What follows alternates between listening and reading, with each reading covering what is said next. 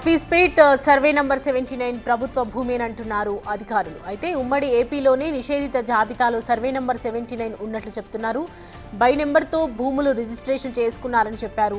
2025 జనవరిలో తాజాగా మరో నోటిఫికేషన్ విడుదల చేశారు రంగారెడ్డి జిల్లా కలెక్టర్. సర్వే నంబర్ 79 ప్రభుత్వ భూమిగా నోటిఫికేషన్లో కలెక్టర్ పేర్కొన్నారు. తెలంగాణ ఏర్పడిన తర్వాత వసంత కన్స్ట్రక్షన్స్ భారీ నిర్మాణాలు చేపట్టినట్లు గుర్తించారు. బై నెంబర్తో కోర్టులను తప్పుదోవ పట్టించారని అధికారులు చెప్తున్నారు.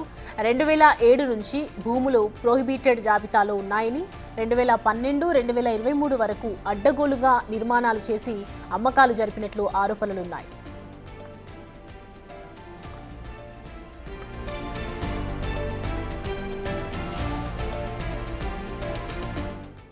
ఈ అంశానికి సంబంధించి పూర్తి డీటెయిల్స్ మా ఇన్పుట్ ఎడిటర్ పవన్ అందిస్తారు.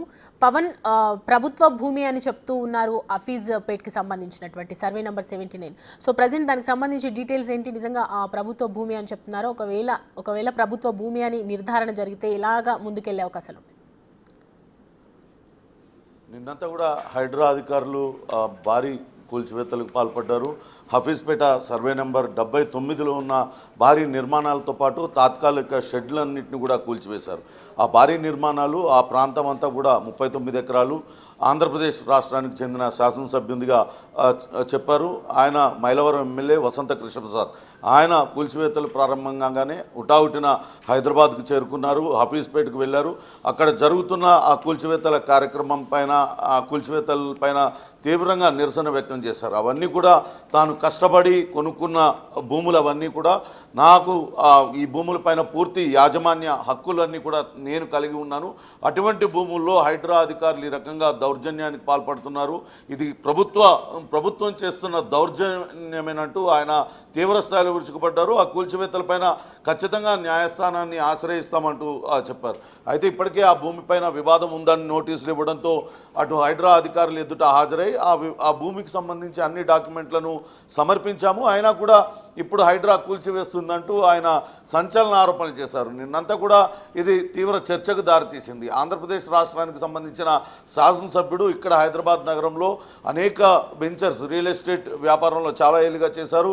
ఈ చుట్టుపక్కల ప్రాంతాలలో, హైదరాబాద్ శివారు ప్రాంతాలలో అనేక వెంచర్లు చేయడంతో పాటు గేటెడ్ కమ్యూనిటీస్ భారీ నిర్మాణాలు కూడా నిర్మించారు. అయితే ఇప్పుడు ఈ హఫీజ్పేట సర్వే నెంబర్ 79 మాత్రమే ఎందుకు వివాదాస్పదమైంది? తాను స్వయంగా కొనుగోలు చేశాను సర్వే నెంబర్ 79/1, కానీ ఈ రకంగా హైడ్రా అధికారులు వ్యవహరించడం సరికాదంటూ ఆయన చెప్తూ ఉన్నారు. కానీ వాస్తవానికి ఇది ముమ్మాటికి ప్రభుత్వ భూమేనంటూ అటు ప్రభుత్వ రికార్డులన్నీ కూడా స్పష్టం చేస్తూ ఉన్నాయి. ఇది ఇటీవలనే కలెక్టర్ అటు జనవరి నెలలో రంగారెడ్డి జిల్లా కలెక్టర్ నారాయణ రెడ్డి విడుదల చేసిన నోటిఫికేషన్ ఇది.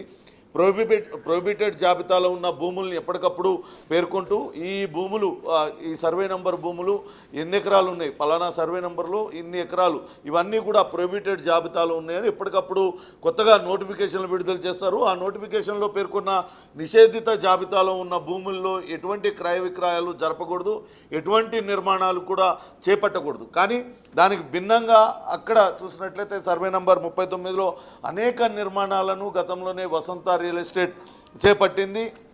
ఇందులో అటు కలెక్టర్ ఇచ్చిన దానిలో చాలా స్పష్టంగా సర్వే నెంబర్ 79లో 39.8 ఎకరాల భూమి ప్రభుత్వ భూమి అంటూ చాలా స్పష్టంగా పేర్కొన్నారు. అది సర్కారీ భూమి, అది ప్రభుత్వానికే చెందుతుందంటూ ఆయన చాలా స్పష్టంగా పేర్కొన్నారు. ఇవి 2007 నుంచి నిషేధిత జాబితాలో ఉన్నాయి. వాస్తవానికి ఇవన్నీ కూడా నిజాం నవాబుల కాలంలో నిజాముల దగ్గర అటు మంత్రులుగా పనిచేసిన పాయిగా వంశస్థులకు చెందిన భూములు. వీటిపైన ప్రభుత్వమే పూర్తి హక్కు కలిగి ఉంది. అప్పటి నుంచి కూడా అవి అలానే ఉన్నాయి. కానీ అనేక ప్రాంతాలలో అవన్నీ కూడా అన్యాక్రాంతం అయిపోయినాయి. కొన్ని చోట్ల ఎప్పటికప్పుడు వాటిని ప్రభుత్వం స్వాధీనం చేసుకోవడానికి ప్రయత్నిస్తుంది. కానీ ఇక్కడ చూసినట్లయితే కోర్టులను కూడా తప్పుదోవ పట్టించే విధంగా సర్వే నెంబర్ లేని సర్వే నెంబర్ని సృష్టించి తద్వారా వాటిల ద్వారా భూములను రిజిస్ట్రేషన్ చేసుకొని వాటిపైనే అమ్మకాలు జరుపుతున్నారనేది ఇప్పుడు ప్రభుత్వ అధికారుల వాదన. వాస్తవానికి 79 సర్వే నెంబర్లో 39.8 ఎకరాలు, 39 ఎకరాల 8 కుంటల భూమి ఉంది. అందులో కొంత అటు రైల్వే ట్రాక్ వేశారు, మిగతా భూమి అంతా కూడా ఖాళీగానే ఉంది. కానీ 2005లో వసంత కృష్ణప్రసాద్ తాను కొనుగోలు చేశాను అని చెప్తూ ఉన్నారు. అది కూడా సర్వే నంబర్ 79/1 సర్వే నంబర్ భూమిని నేను కొనుగోలు చేశాను అంటున్నారు. కానీ ప్రభుత్వ రికార్డుల ప్రకారం ఎక్కడా కూడా 79/1 అనే సర్వే నెంబర్ ఎక్కడా కూడా లేదు. కేవలం 79 సర్వే నెంబర్ మాత్రమే ఉంది. అందులో 39 ఎకరాల 8 కుంటల భూమి ఉంది. అది పూర్తిగా ప్రభుత్వానికే చెందుతుంది. అది అప్పట్లో ప్రొహిబిటెడ్ జాబితాలో పెట్టినప్పటికీ కూడా యథేచ్ఛగా అటు గత ప్రభుత్వ హయాంలో అంటే 2012 అప్పటికిగా తెలంగాణ రాష్ట్రం ఏర్పడలేదు. దానికన్నా ముందు నుంచి కూడా అటు అక్కడన్నీ కూడా భూముల క్రయ విక్రయాలు జరుపుతూ వచ్చారు. అప్పట్లో కాంగ్రెస్ ప్రభుత్వం ఉన్నప్పుడు కూడా కొంతవరకు అక్కడ భూముల క్రయ విక్రయాలు జరిగినట్లుగా చెప్తూ ఉన్నారు.